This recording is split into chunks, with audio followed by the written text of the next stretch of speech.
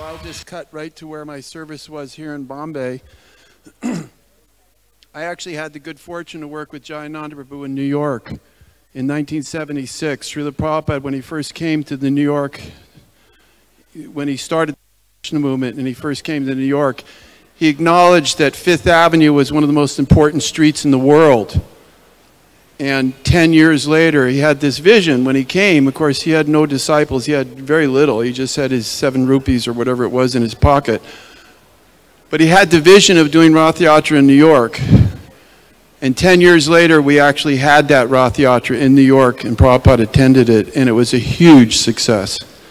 There was a lot of interesting things that happened the night before, which I won't go into. If you're interested, you can read that on the Calcutta website. It's on the internet. But I want to share with you what my contribution was here in Bombay. Because of that experience, I left America shortly after Prabhupada left us, came to India in the very month of January 1978, I believe it was. Somebody found out that I had worked with Jayananda on the Rath carts. They asked me to build the Calcutta Rath cart, which I did. That's also an elaborate story in itself, which you can read that on the Calcutta Rath site. And then I was asked to work on the Samadhi project because it wasn't really going anywhere for the first several months after Prabhupada left, and it was becoming a little bit of an embarrassment. So they asked me to come there and get that organized, and I was able to get the whole superstructure put in and start laying the marble and getting the project underway. And then as my fortune changed, I found myself coming to Bombay, and Bombay was anxious to have a big Rath Yatra. They had built a Rath cart the year before, which had then gone to several cities, I believe Baroda, Surat, and then eventually to Delhi, but it never came back from Delhi, so the temple here was anxious to have another Rath cart built.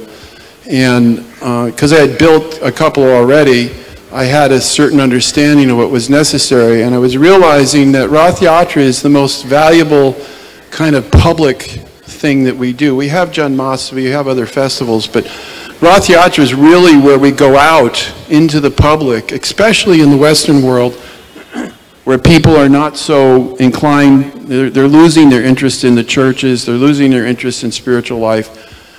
But in our case, we take Lord Jagannath out into the streets where everybody can see him, and even if they don't have a clue as to what it is, it's so colorful and it's so extraordinary that people are attracted to it. So, but the problem always is with the Rath cart is that it's expensive to make and it's difficult to move around, and it takes a lot of space to park. So I came up with the idea of making them so they'll fold together. And so Bombay is where I started exploring that idea, and I can tell you that the cart that I built in 1982 was the biggest Rath Yatra cart ever made in our movement in terms of width and size and height. It came up to the 4th floor. I have photographs of it, which I've given to the temple. I don't know what they're going to do with it. But the spire came up to the 4th floor. And in fact, actually, I think it was so big that the next year, or somewhere down the road, because we've obviously got some different carts now, I think they changed the route or something, and they had to make some adjustments there. But it was a very successful parade, and the most wonderful thing was, what I'm experiencing the last 4 or 5 days I've been here, is that the devotees are absolutely wonderful in this temple. It was very, very inspiring. Jayananda used to say that Rath Yatra brings out some of the widest variety of people. And I've seen that over and over again. Of course, the temple devotees are very enthusiastic, but it also brings out, especially in America, it brings out people who would never expect to want to participate in some kind of a religious organization, but there's something that's fascinating about making these chariots with these huge wheels. And frequently, and I've actually witnessed this a few times myself, when people provide this service, they get so involved in it, and inevitably they learn about our philosophy, they learn about our prasadam, that frequently they don't go away. They stay, they become devotees, they continue to make wonderful contributions.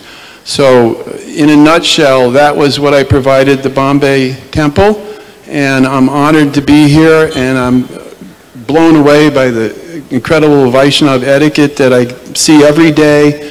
And I want to thank all of you for the wonderful association that we all have. And I think my 5 minutes are up. Thank you very much.